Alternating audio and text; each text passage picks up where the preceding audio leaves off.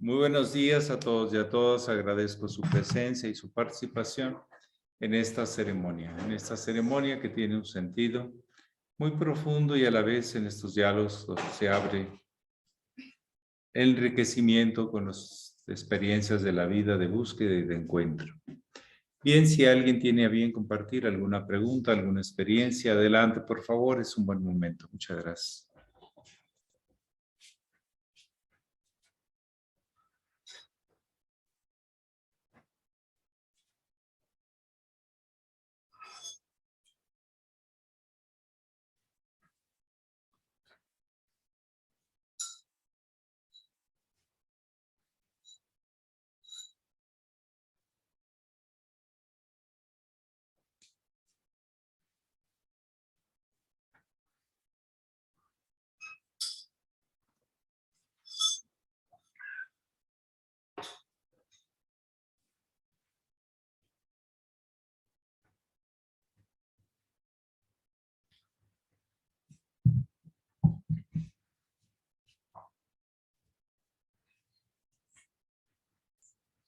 Ustedes tienen la palabra.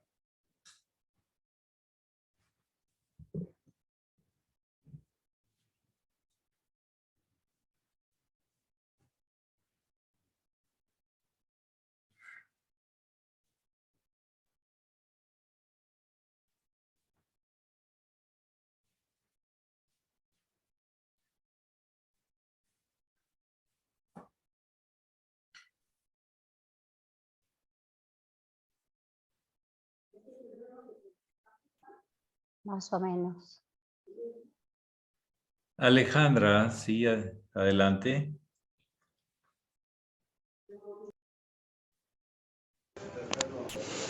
Buenos días, maestro, y buenos días a todos. Maestro, cuando está una situación en un planteamiento de una situación complicada, ¿no? Lo que sea. ¿Por qué es más fácil irse a lo negativo? O sea, pensar en cosas trágicas y negativas que pensar en que todo puede salir bien y solucionarse. ¿Por qué esta parte del instinto todavía no nos jala y nos hace que, como el instinto del pues reptiliano, ¿no? Del cerebro reptiliano, o sea, ¿cómo irlo trabajando para evitar eso? Básicamente lo que usted me comenta, según lo percibo, es una proyección o traslación de la responsabilidad a alguna imagen, a alguna persona o a otras cosas. Es la reacción más fácil para no sentir la presión, la angustia, el recuerdo de algo que me desagrada u otras cosas. Es una forma de evadir el dolor. En el fondo, huimos del dolor a como sea posible. De hecho, el yoga enseña que el dolor puede ser sanador, porque te recuerda algo que está mal y que puede estar mejor. O sea, mal en el sentido que provoca dolor, negación, falta de asimilación de la experiencia, etcétera, etcétera. Hay dos cosas que naturalmente el instinto de conservación nos va a dar. Va a tratar de huir de la muerte y del dolor. Y de ahí se derivan las infinidad de categorías, clasificaciones, calificaciones, etcétera, etcétera, etcétera. El tema de fondo, el Buda lo llegó a percibir. Existe el sufrimiento o el dolor. El sufrimiento, bueno, el dolor es lo que duele en forma natural, pero el sufrimiento es lo que le agregamos emocionalmente a las cosas. Pero ambos es un tipo de dolor, un tipo de sufrimiento. ¿Y por qué? Por el apego. Entonces, el desapego no es fácil. La despersonalización no es fácil. Si uno trae algún recuerdo, resentimiento con alguna persona, con alguna situación, no importa hace cuántos años fue o hace cuánto tiempo fue. Si uno lo personaliza, este contra mí o yo contra este, se complica todo. Despersonalizarlo y entender el proceso psicológico de fondo. Ese es el trabajo. Si no lo despersonalizo, lo concentro en las personas o en los monstruos, o yo o el otro, lo que sea, y no me permite trabajarlo. Cuando lo impersonalizo, lo considero un proceso humano, como los humanos nos sucede. Es mucho más la posibilidad de modificación, transformación, porque me queda la experiencia, del aprendizaje. Cuando lo personalizo no hay aprendizaje. Está negado, porque ya encontré al culpable, ya encontré al responsable, ya encontré al problema, al chivo expiatorio. No sé por qué le pusieron así, pero bueno. Ah, pues porque es el que sacrifico para quitar los pecados, ¿no? Sí, el que expía, como el confesionario, el chivo expiatorio es el que sacrificaban para quitar las culpas y los pecados y contentar a los dioses. Bueno, entonces, para mí el tema de fondo para trabajar cualquier cosa de esta es el entrenamiento que nos damos y nos han señalado los maestros en el tema de la despersonalización, de la impersonalidad, en el servicio, en el entendimiento de las experiencias, etcétera, etcétera. Porque cuando yo ya personalizo, ataco, o me dejo atacar, o provoco, y no se puede trabajar eso. Cae en una dualidad irreconciliable. En cambio, al impersonalizarlo, lo humanizamos y aprendemos todos. Aprendemos de cualquier aspecto. Algo más es lo que yo puedo comentar. Gracias, maestro. Bueno, algo más quiero comentar, maestro. Pues que este fin de semana nos la pasamos muy bien. Estando... Aquí está Maya ya. Maya, buen día. Hola, buen día. Sí, pues nada Buen más día a eso. todos. Que nos la pasamos muy bien. Gracias por este fin de semana. Muy de hermanos compartiendo de familia. Muchas gracias, maestro, y a todos. Muchas gracias, muy reverendo. Gracias. Y a todos los hermanos que compartieron. Sí, Gracias. realmente se sintió ambiente familiar y Maya descubrió el pasadizo secreto. Por allá abajo le encantaba meterse y salirse, volver a aparecer, ¿verdad? Ajá. Está bien. ¿Te gustan las Fue la sorpresas? última en salir. Fue la última en salir de la casa, maestro. ¿Eh? Muy bien, algo más esta mañana. Sí, adelante, por favor. Sí, que si no, no se escucha. Sí.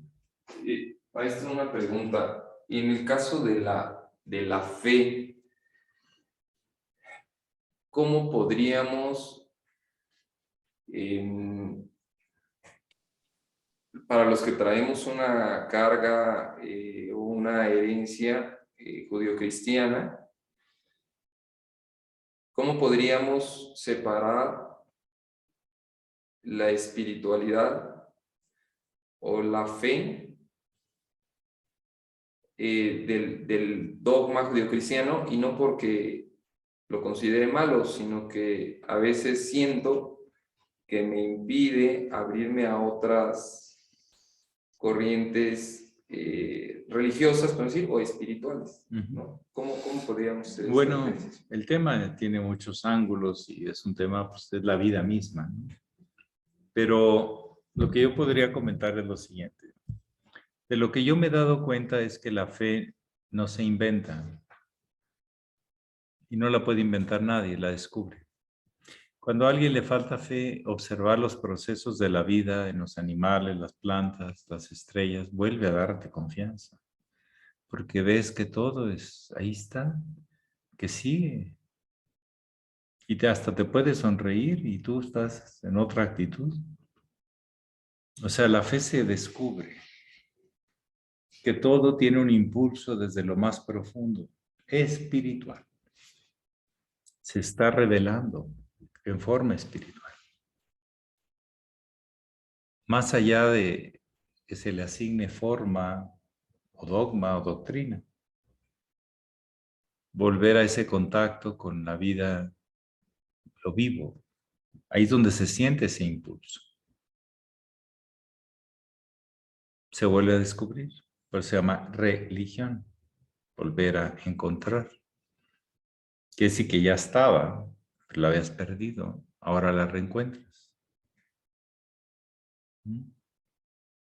Ese es un aspecto de la fe. También nos enseñaba el hermano mayor otro aspecto, que era que había dos tipos de fe. La fe del carbonero, que le dijeron, usted agarra el carbón y lo echa a la caldera. Pero no me pregunte más, usted nada más eches. Bueno, echo carbón y jala la caldera. Echo carbón y jala la caldera. Pero no me cuestiono, no veo cómo se puede hacer mejor, no veo por qué el carbón tiene esa capacidad, por qué la caldera tiene esa capacidad, el uso que se le puede dar, o sea, todo lo demás. No me lo cuestiono, yo nada más agarro carbón y le echo. Él le llamaba así la fe del carbonero. Es como un lavaplatos. Usted nada más lave los platos, póngale bien jabón y me los enjuaga bien y me los pone ahí. Pero no, señor, no pregunte más, usted nada más haga eso. Está bueno. Y la otra fe, que está basada en la conciencia, también lo explicaba el venerable Marcelli, que forma la sabiduría. Tengo fe porque lo he visto, porque soy testigo, porque creo en ella, porque funciona contigo, conmigo, funciona en todas partes. Aunque no lo vea, sé que está ahí. Soy consciente en sus manifestaciones, pero no soy consciente tan fácil en su origen. Encontrar eso es tener fe y conciencia. Y eso da esa sabiduría. Decía el maestro Estrada también que la sabiduría, o sea, la fe es un conocimiento interior, es un descubrimiento interior.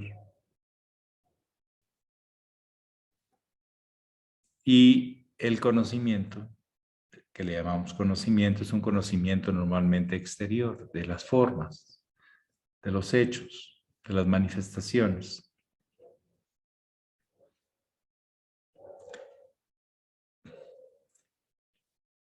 Lo que pasa es que a veces ciertas doctrinas envuelven su doctrina en miedo o en amenaza para que no te atrevas a salirte.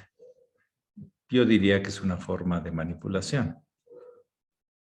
Dicen ellos que lo hacen para protegerte del mal, pero en realidad te protegen con el mismo mal, con el miedo.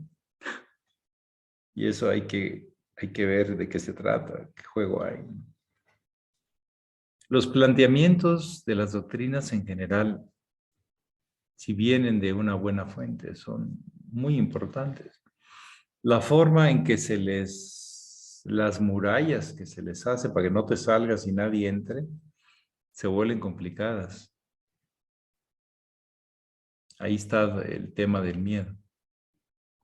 Miedo a que te salgas o que entre alguien que no.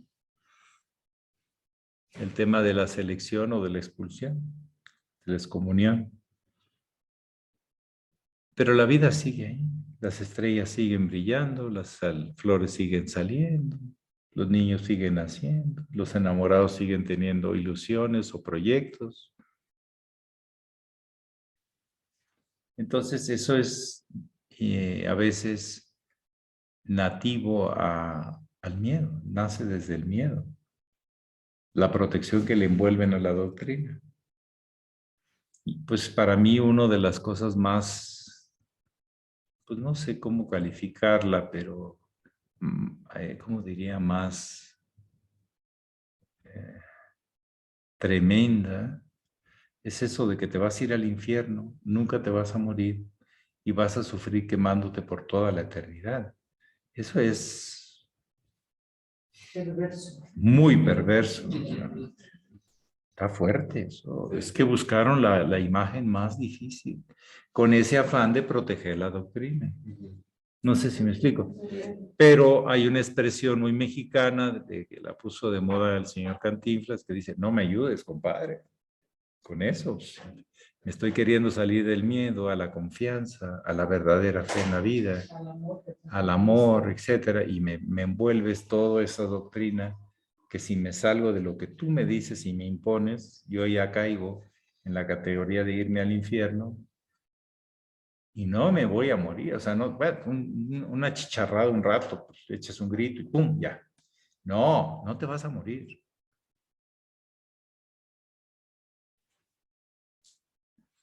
Otra cosa es la expresión que usa Jesús cuando dice, habrá fuego y crujir de dientes. Ese es tu proceso hasta que te liberes del culto al sufrimiento. Para mí es eso. O sea, el famoso purgatorio, la purga que te saca tus atores, que te saca tus indigestiones, que te saca tus problemas de contaminación interior, etcétera, etcétera, etcétera. Entonces yo diría que la fe, bueno, tiene muchos aspectos. Una palabra con 2 letras nada más. ¿Sí? Cuando ya se va ligando con la conciencia, se vuelve confianza. No solo fe. Otro aspecto, el que decía el hermano mayor acerca de eso, era que la fe es un presentimiento de verdad, sin descubrirlo completamente. No me pidas las razones, simplemente lo siento, lo percibo. Yo les preguntaría, ¿un bebé recién nacido tiene duda de quién es su madre? La fe. No podría describirla, pero sabe quién es y quién no. Y hasta puede llegar a percibir quién es su padre y quién no. Si lo carga a otra persona, pues no siente relación, no siente confianza, no siente fe, pero no es consciente de eso. Pero sí funciona desde el inconsciente muy claro. ¿Sí? ¿Cómo negar esa facultad con la que nacemos, ¿no? Él sabe que si empieza a buscar con la nariz, puede encontrar el pecho. ¿Sí? ¿Por qué? Pues son condicionamientos muy antiguos, pero que se manifiestan vivamente porque hay un conocimiento interior en sus genes. Y se refuerza con la saliva, con la palabra, con el olor, con tantas cosas. Pero hay cosas que aunque no lo sepamos como conocimientos, la fe es una guía ante lo conocido internamente y todavía desconocido fuera. Fíjense bien en el Tantum Ergo, en lo que cantamos los domingos, hay la expresión de decir, supla la fe lo que el conocimiento no alcanza. Lo cual es muy interesante, es un planteamiento de Santo Tomás de Aquino que tiene mucha relación a esa intuición o esa percepción o presentimiento interior. Es lo que yo podría comentar. Pero la fe mueve la vida. Con una fe en sí mismo. Y lo mueve el animal, lo mueve la planta, lo mueve la estrella. Mueve todo. Pero vamos descubriendo después con el conocimiento cómo es que eso, para qué, por qué, cómo, etc. Pero el impulso natural de la vida es la fe. Inclusive daba como una sugerencia el venerable Satarjat que cuando hay jóvenes que han perdido la fe en la vida. Desconfían de todo. Es un fracaso. Es una parte muy oscura. Que se fueran al campo. Que se fueran a observar los insectos que siguen moviendo. El agua, el sol. Cómo se sigue moviendo todo. Y un día, a un momento, se van a preguntar, ¿qué es eso que los mueve a ellos y que no descubra en mí? Hasta que lo descubre. En vez de conversar, vamos a llamar prédicas o cosas así, el contacto con la vida natural vuelve a despertar la fe. O por lo menos el instinto de conservación. Para empezar. Bien, ¿alguien más quisiera compartir o preguntar? La hermana Enar. Enar, muchas gracias. Muy buenos días, querido maestro. Buenos días a todos. Pues yo lo que quería hoy preguntar es sobre el Sanctus, Sanctus, Sanctus que se dice en el ceremonial. Y relacionado con la fe, cuando se afirma Sanctus, Sanctus, hay 3 niveles. Se repite 3 veces. ¿Esa afirmación es desde la fe también? ¿Desde el presentimiento o desde la experiencia que tiene el maestro? Si es sabiduría, proviene de la unión de la conciencia y de la fe. Si solo es de la fe, pues es solo de la fe. Pero debe ser, nosotros planteamos un camino de sabiduría.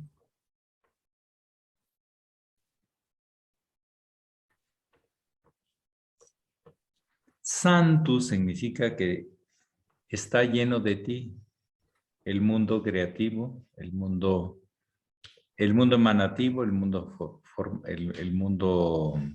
creativo y el mundo formativo.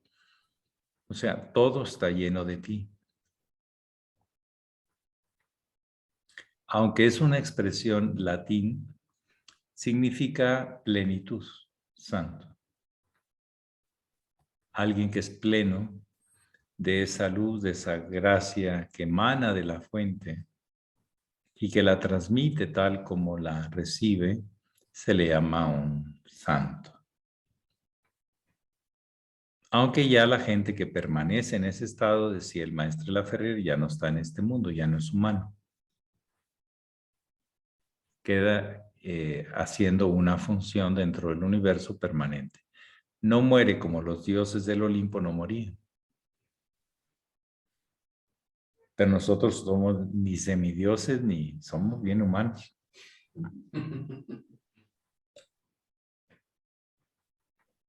O a veces algunos alcanzan la categoría de semidios, alianza con los eternos dioses.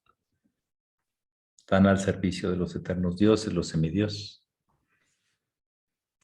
Estoy hablando del panteón o de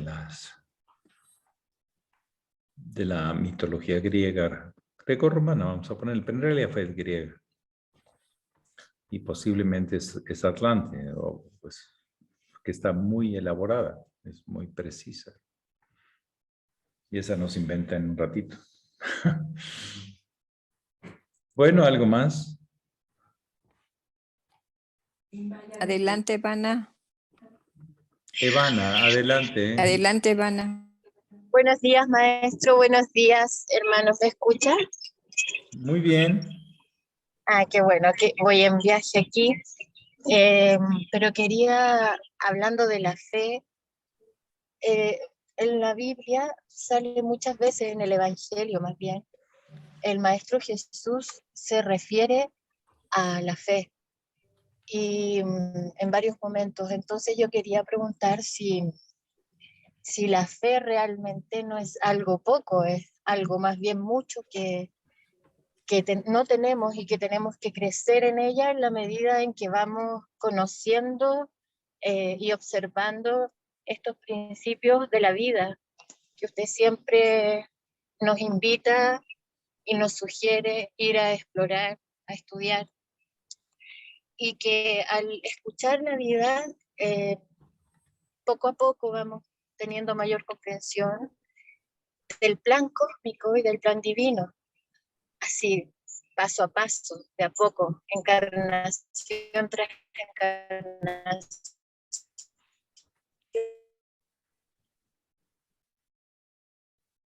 Ya no escuchamos ahora. Pasó por alguna montañita chilena. Bueno, voy a trabajar lo que usted mencionó hasta ahorita y si gusta, no sé si nos va a escuchar. La fe puede ser en crescendo. Puede haberse perdido y puedo a través de eventos volver a recobrar esa fe en diferentes amplitudes. Inclusive la fe no tiene límites en cierto nivel. Puede ser incondicional.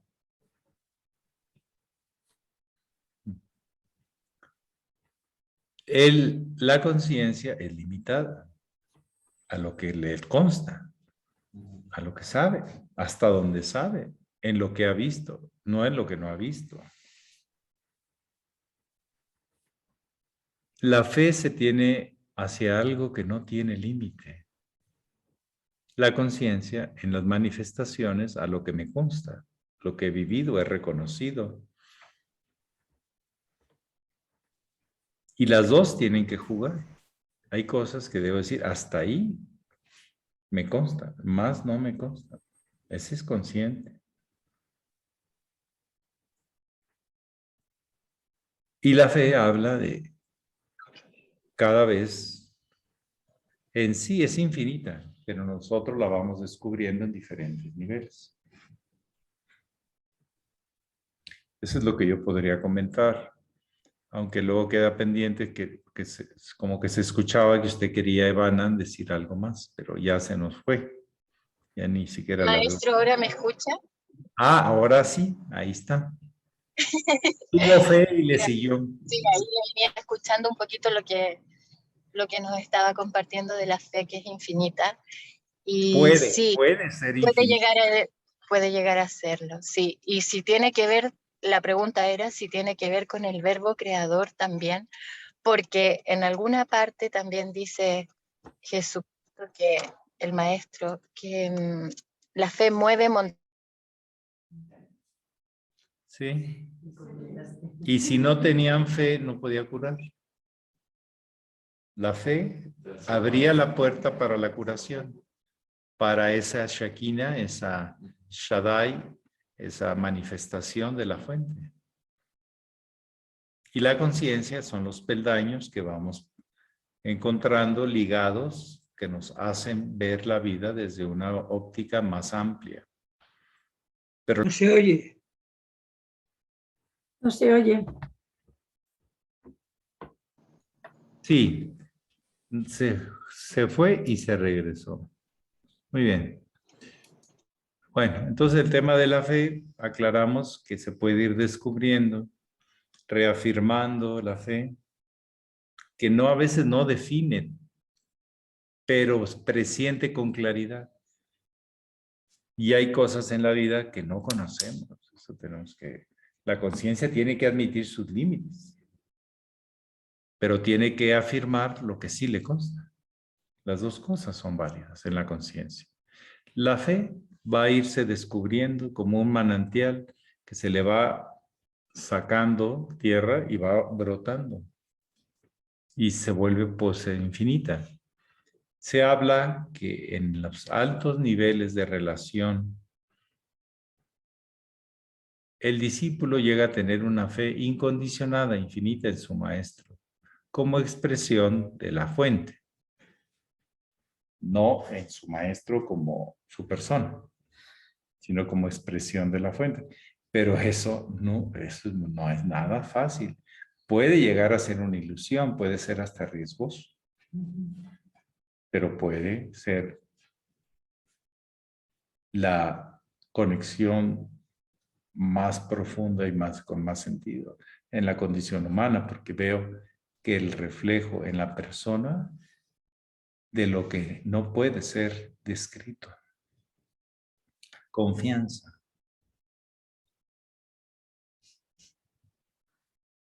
¿Cómo defines la confianza?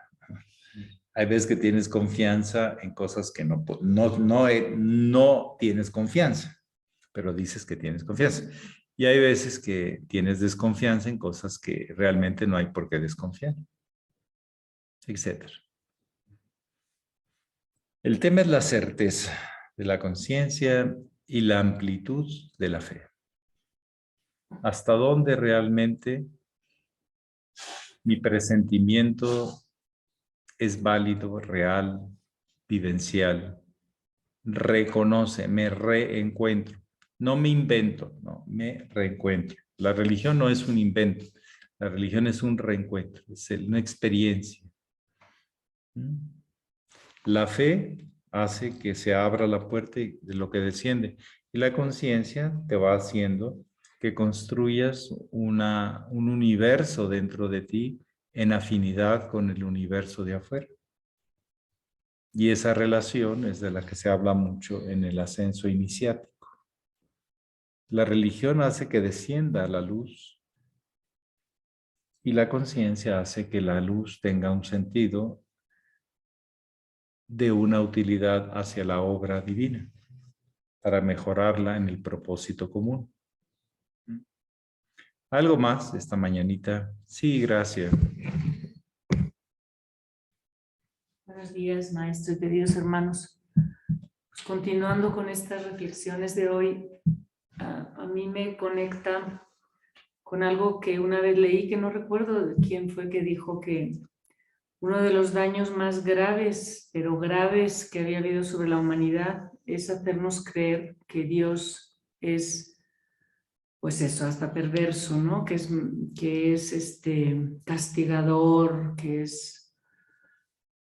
es un inventazo terrible, porque justamente los que han vivido esa experiencia mística hablan de ese Dios amor infinito, de verdad que incluso así se dice que hagamos lo que hagamos, siempre nos ama, porque sabe que bueno, simplemente vamos a ir compensando, pero que vamos a ir reconectando, ¿no? Entonces, eso que se sembró, pues quizá por control, quizá por lo que sea, eso que se sembró, que se fue sembrando, no sé si fue antes, desde luego en la Edad Media fue terrible, ¿no? Esa época oscurantista, pero también nos trajo la idea de que nosotros, desconfiar de nosotros, de nuestro potencial divino, de nuestra esencia. Y yo solo quería compartir que yo a los 14 años lo que recuerdo es que dejé de ir a misa porque veía a los curas regañones en una tónica no de expresar el amor crístico, sino pues eso, ¿no? Hasta me acuerdo que mi padre tenía una Biblia con todo esto, gente quemándose, tenía imágenes, ¿no? Entonces yo algo adentro dije, me encanta el Cristo, pero no, todo esto no me lo trago, ¿no? Y eso que ya pues era una cría. Pero a los 3 años vi al hermano mayor y en verdad yo sentí, sin saber nada, porque yo no sabía nada no sabía nada de nada en realidad, pero el verle a él, su congruencia, su amor, su mirada, su amor con firmeza también, pero no firmeza violenta, ¿no? Era una firmeza de amor que también hace falta, o sea, clara. Y a mí se me abrió una puerta que fue justo esto, la iniciación, ¿no? Que la iniciación real, por todo esto también que hablaba Roberto, ¿no? Del dogma, donde cualquier cosa se nos puede volver un dogma, ¿no?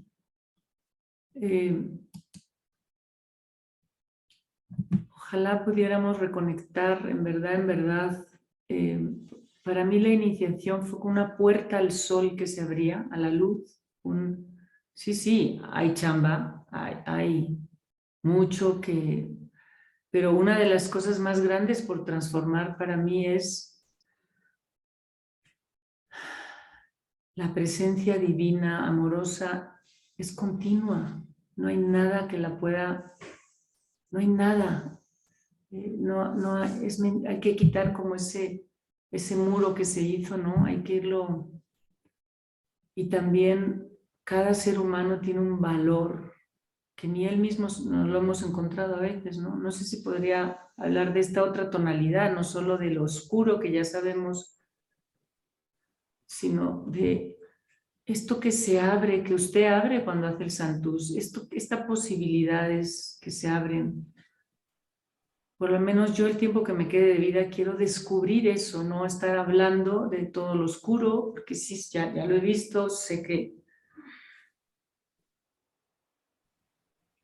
¿Podría hablarnos de esta posibilidad de reconexión, de experiencia de la enseñanza viviente?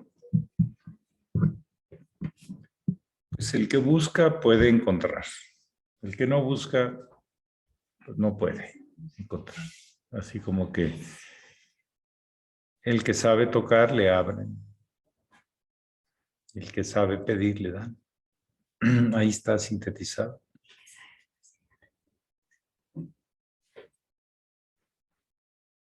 Si no te van a confiar algo, si desconfían de ti. Y en el toque se nota eso. El toque en muchos sentidos.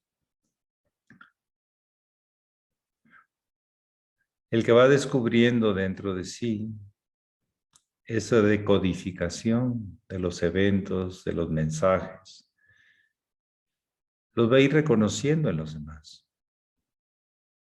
seres.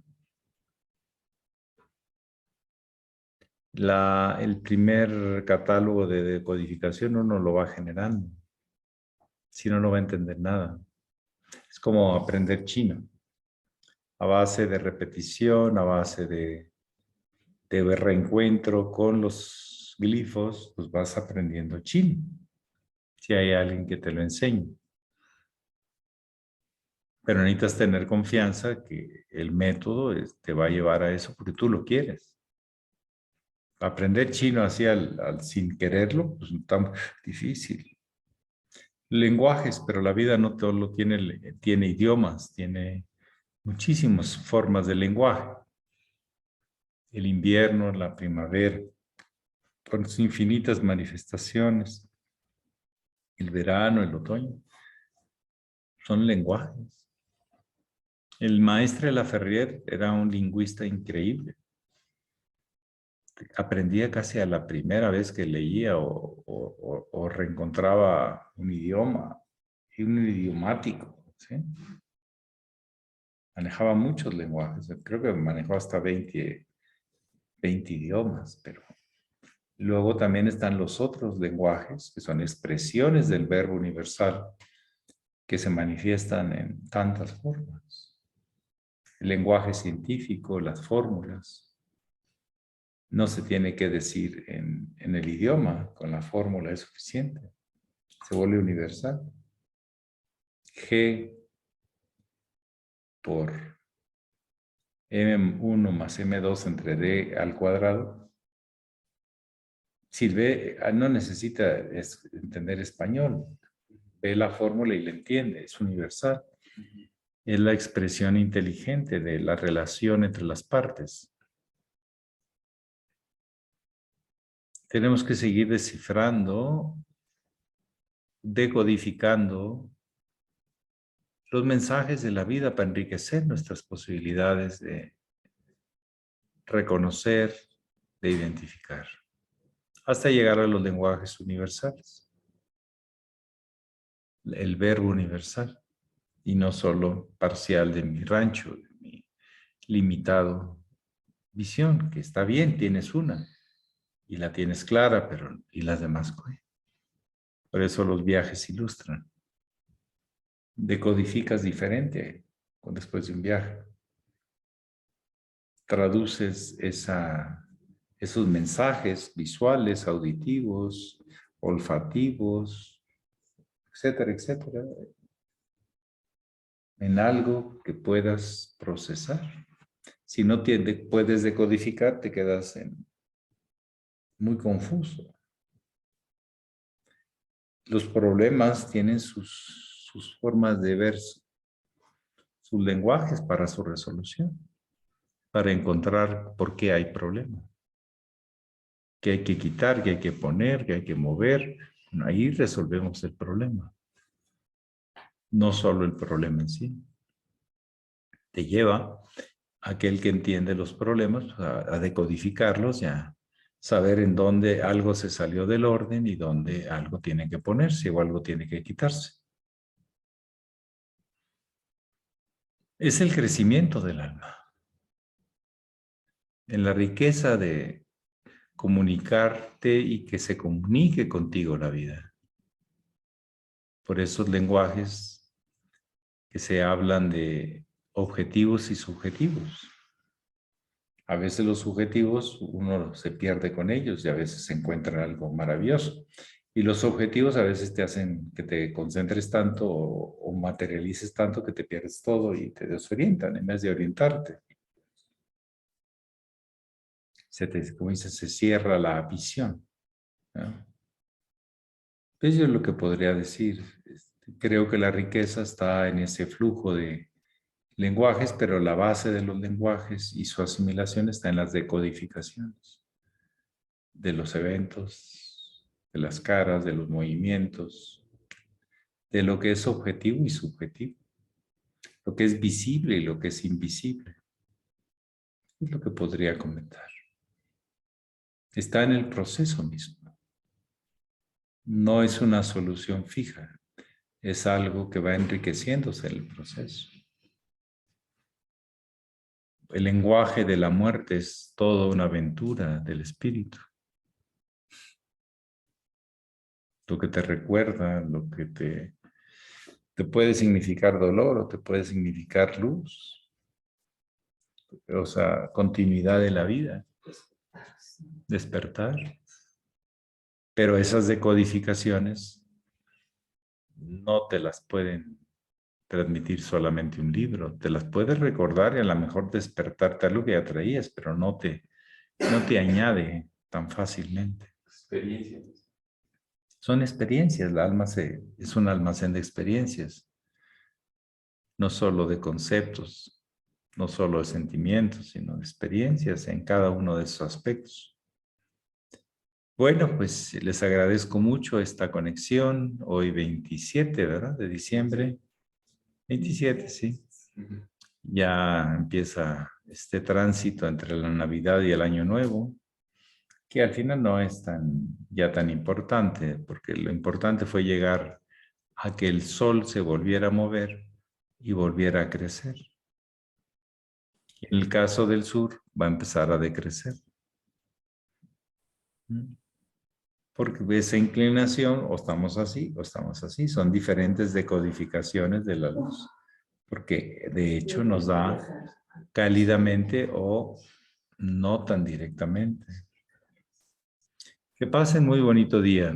Hoy es martes, ¿no? Ya ni me acuerdo. Hoy es lunes. Ah, cierto, Gracias, fue maestro. sábado y domingo, sí. Hoy es lunes, San Lunes.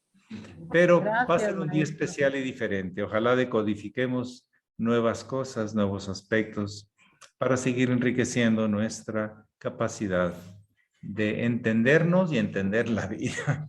Muchas gracias. Pax. Abrazos a todos. Gracias. Gracias, maestro. Un abrazo para todos. Bonito día.